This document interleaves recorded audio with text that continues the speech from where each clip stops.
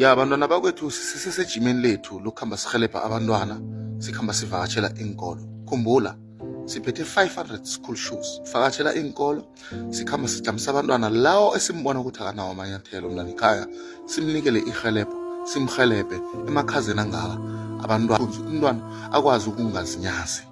Size bani? Size 3.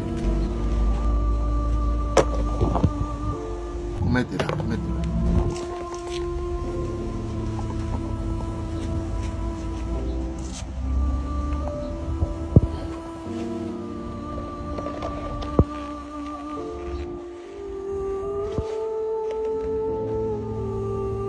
Bopha imitsha leyo we. Nawo uzokunikela khona.